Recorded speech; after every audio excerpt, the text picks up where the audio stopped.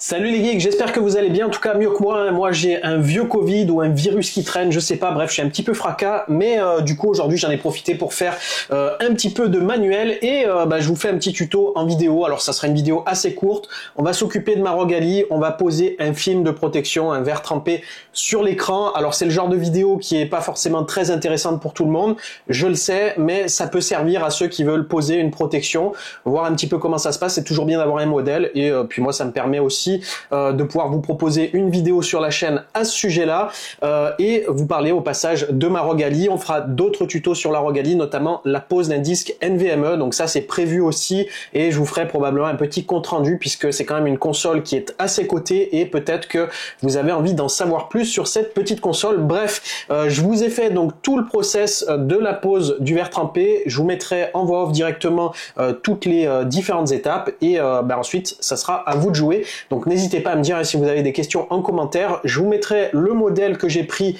en commentaire, donc je l'ai pris sur Amazon. Alors très bien au niveau du verre trempé, rien à dire.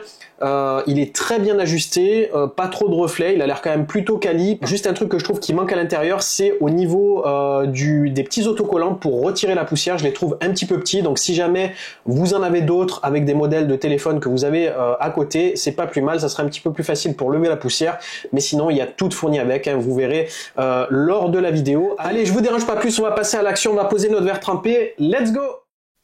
Allez, c'est parti, j'ai sorti mon couteau suisse fétiche, donc on va ouvrir le déballage du Screen Protector Glass, donc pris sur Amazon comme je vous l'ai dit, donc la marque AM Film. Je vous accélère les passages un petit peu inutiles, donc on va passer directement au vif du sujet. Donc là ici, à l'intérieur, on a une petite pochette avec toutes les petites lingettes, la notice d'utilisation et on a également donc dans les petites protections les verres trempés. Donc j'ouvre le petit étui et à l'intérieur on va tout retrouver.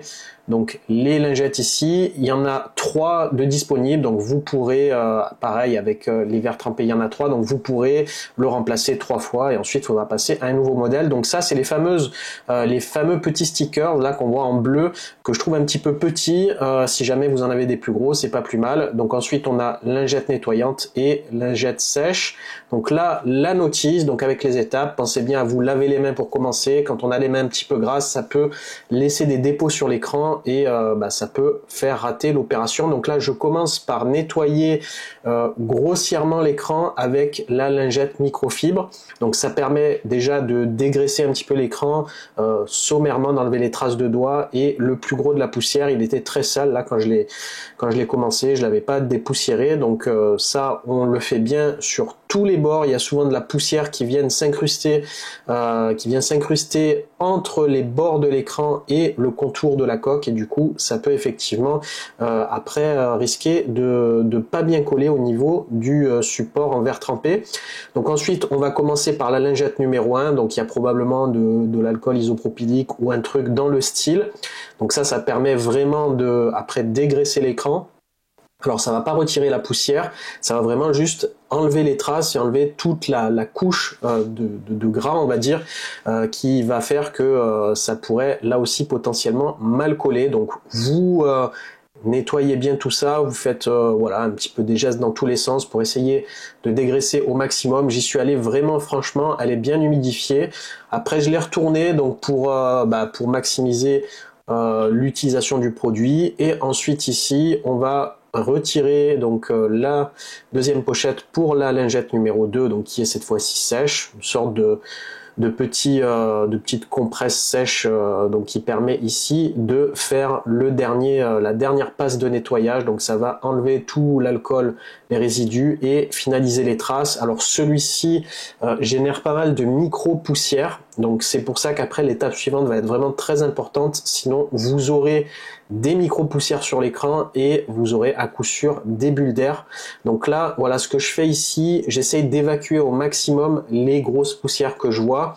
Et ensuite, donc, ce qu'il faut faire, c'est utiliser un autocollant pour retirer les dernières poussières qui sont restées à l'écran. Donc, on les voit normalement si vous mettez un éclairage suffisamment, je dirais suffisamment visible avec les reflets, on voit les petites poussières qui restent, et donc pensez bien à les enlever et essayez d'être dans un environnement où il y a le moins de poussière possible, fenêtre fermée, sinon vous n'allez pas vous en sortir.